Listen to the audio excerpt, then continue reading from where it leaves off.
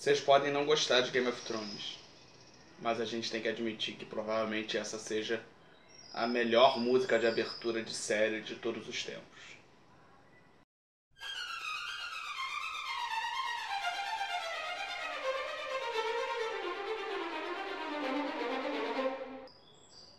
Olá para todos, eu sou o professor Gustavo e como vocês já devem ter reparado, baseado nessa pequena introdução, hoje nós vamos falar de Game of Thrones, de Crônicas de Gelo e Fogo, tanto da obra quanto da série. Então antes eu preciso falar um pouco, algumas observações sobre a minha relação pessoal com Game of Thrones. Eu devo admitir que eu demorei muito para dar atenção, por motivos alheios à minha vontade, por motivos mais pessoais. Eu até certo ponto sabia que era muito bom, sabia que a série era legal, eu tenho um outro problema com série, mas eu demorei para ler, a verdade é essa. Chegou um momento que eu pude ler, que eu tive que ler, que eu só tinha essa opção, e eu devorei todos os 5 livros com uma rapidez absurda. Eles eram emprestados e agora aos poucos eu estou comprando as minhas próprias versões e relendo. Já tenho até o terceiro livro, de 5 já publicados no total, dessa série que eu espero, sinceramente, que termine, né? Porque chega um ponto que a gente fica rezando por George R.R. Martin escrever para poder terminar o livro, que a série é boa, não vou negar, mas o livro é infinitamente superior à série, é muito interessante, é muito inovador até, mesmo para quem está acostumado a ler cultura pop, não é livro acadêmico, não é livro pesado. Ele é denso, ele é profundo, é muito interessante. Mas não é exatamente disso que a gente fala aqui no canal. Nosso canal é para falar de história e relacionar a história com a cultura pop. Então eu vou analisar, na verdade, existem vários sites e comentários na internet, vídeos no YouTube, que falam que o Game of Thrones, que a história de Crônicas de Gelo e Fogo, foram inspirados em fatos reais. Se você não é um fã ficcionado de Game of Thrones, talvez você não tenha ouvido falar. Mas eu tenho certeza absoluta que todo mundo que é minimamente fã já ouviu que Game of Thrones é baseado na Guerra das Rosas. Então eu vou conversar sobre a Guerra das Rosas, sobre a relação entre ficção e realidade, para a gente investigar exatamente isso. A primeira observação que eu tenho para fazer é que existem muitas pessoas que ressaltam que o mapa da Inglaterra e o mapa de Westeros têm semelhanças. Westeros é o local fictício onde se transcorre a maior parte do mundo de Crônicas de Gelo e Fogo, do mundo de Game of Thrones.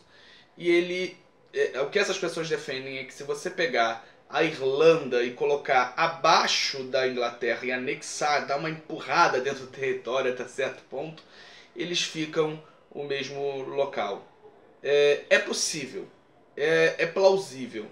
Até porque toda a ficção, tudo que é criado, ele se baseia em algo real.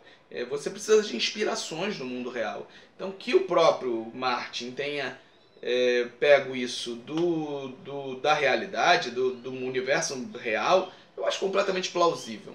Agora é muito difícil você chegar e cravar, falar foi assim, ou falar que não foi.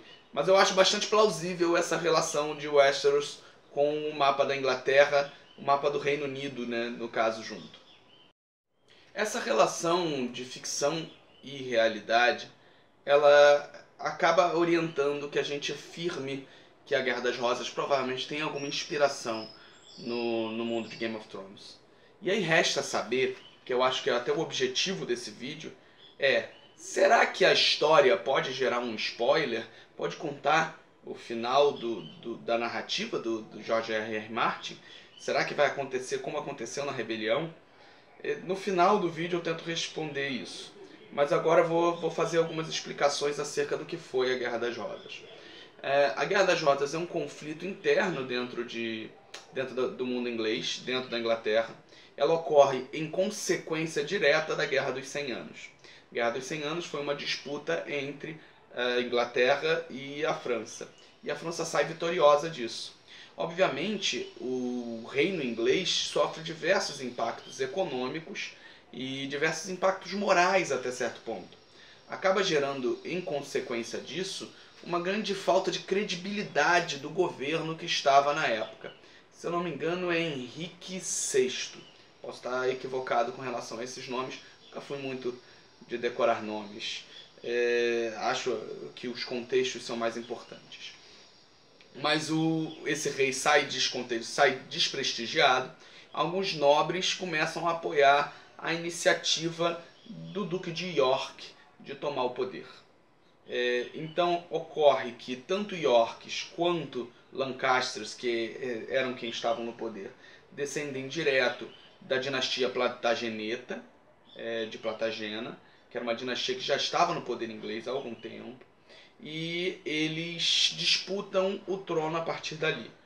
Como os York eram representados por uma rosa branca e os Lancasters eram representados por uma rosa vermelha, automaticamente essa guerra fica conhecida como Guerra das Rosas. Sempre bate uma insegurançazinha quando a gente fala essas afirmações. Fico com medo de estar confundindo as rosas brancas e rosas vermelhas. E quais são as semelhanças que se encontram imediatamente dispostas? Em primeiro lugar, o plot inicial de um conflito entre Starks e Lannisters, que é, até certo ponto, um elemento muito importante de Game of Thrones, que acaba sendo um paralelo para Yorks e Lancasters. Se a gente for levar em consideração, foneticamente, existem semelhanças, Starks e Yorks, Starks e Yorks. E Lancasters e Lannisters, Lancasters e Lannisters.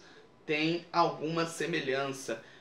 Base provavelmente tenha, mas afirmar é sempre muito complicado, né?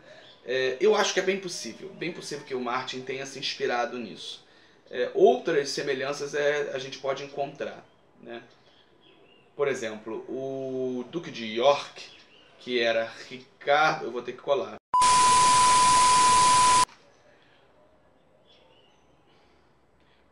Por exemplo, o Duque de York, ele morre e deixa a batalha para os seus filhos, principalmente para o primogênito.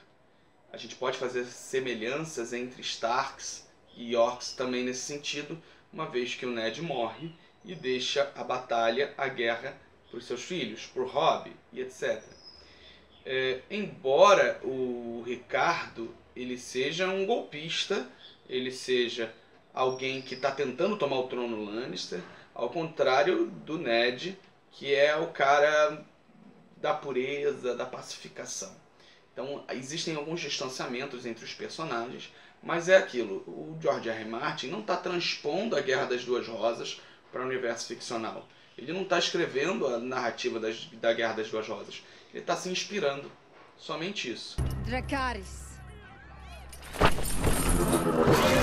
Alguns outros especialistas apontam que existe uma semelhança entre a Cersei Lannister e a personagem da Marguerite Johnjo. Margarita Johnjo. Minha dicção deve ser péssima nesse ponto. Que seriam duas mulheres de reis que começam a ingressar na batalha com muita força, em defesa dos filhos, a beleza e a beleza sedutora de cada uma até certo ponto. O que eu acho que pode também ter sido uma inspiração. Mas aí é que eu acho que é o pulo do gato. A grande ambição, uma das coisas que eu acho que o livro trata com mais carinho, a série trata também isso com muita força, e que é uma preocupação da própria Guerra das Duas Rosas e da consequência dela, é a questão da representatividade feminina.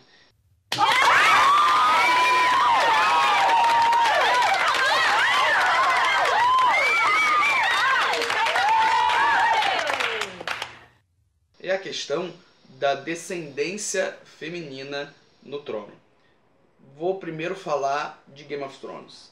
Em Game of Thrones a gente tem, por exemplo, as leis dornesas que permitem que a mulher chegue ao trono independente, só basta ela ser o filho primogênito, independente do sexo. A gente tem o Balon Greyjoy lutando para a filha dele chegar ao trono.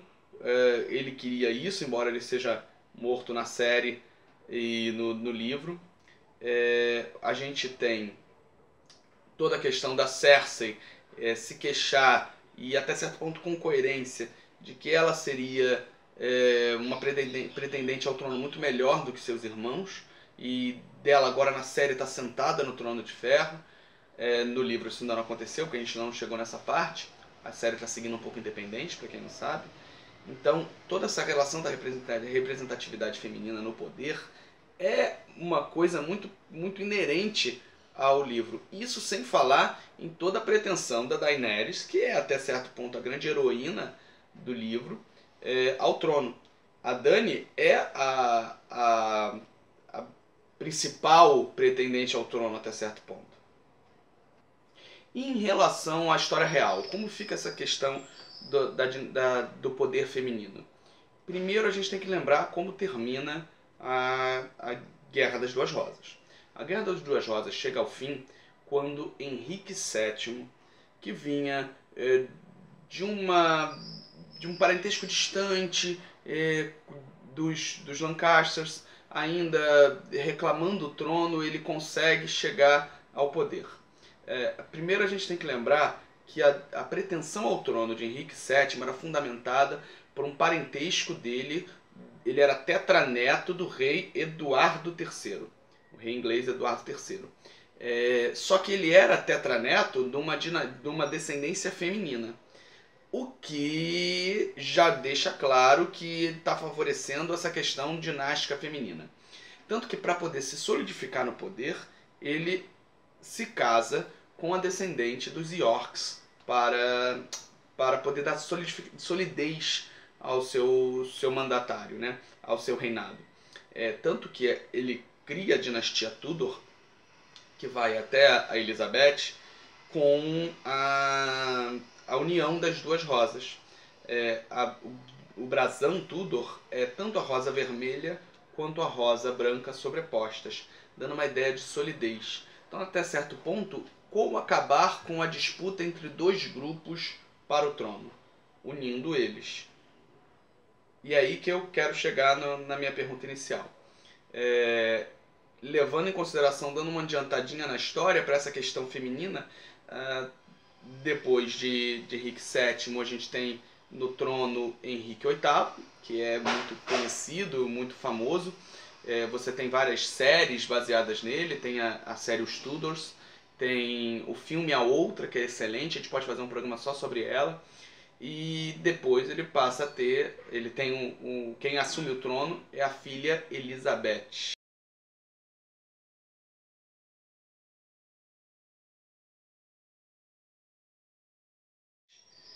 E Elizabeth é extremamente importante para a história, e é uma mulher. De novo, toda essa relação da casa Tudor, da conclusão da Guerra das Duas Rosas, está ligado à ascensão feminina ao poder, à legitimização da pretensão de ramos familiares femininos ao poder. E aí eu quero chegar de novo em Game of Thrones, porque até certo ponto, para mim, é essa grande história de Game of Thrones. E será que a história, como eu perguntei no início, será que a história real dá uma pista do que pode vir a acontecer com a história da série, ou pelo menos do livro? Vamos lá, em primeiro lugar, isso não é spoiler, porque eu não tenho a menor certeza de que vai acontecer. Isso é apenas uma proposta, uma brincadeira, nem chega a ser uma teoria. Eu não sou adepto dessas teorias. Mas a gente sabe que existia uma teoria que foi confirmada pela série, da relação de parentesco entre Jon Snow e os... De novo, esse nome some da minha cabeça, os Targaryen. Essa foi uma teoria muito forte dos fãs que acabou sendo solidificada. E aí, será que o casamento de Jon Snow com o casamento com a Daenerys daria a continuidade com uma nova dinastia? Ou daria solidez para que a Dany tivesse o norte junto com ela? Será que vai ter uma união por casamento em algum momento, como muita gente defende?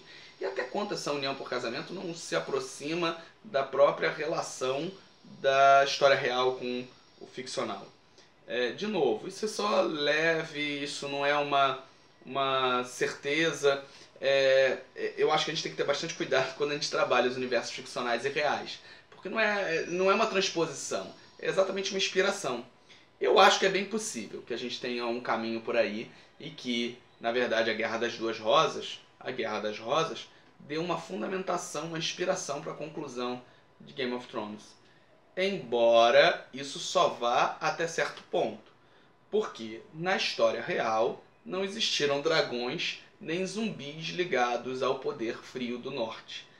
Então, eu, por sinal, a parte que eu mais gosto do livro é a dinâmica de poder, é a questão da intriga. A parte quando começa a falar muito dos reis do norte, dos reis da noite, isso assim, eu gosto até, mas não é o mais interessante para mim.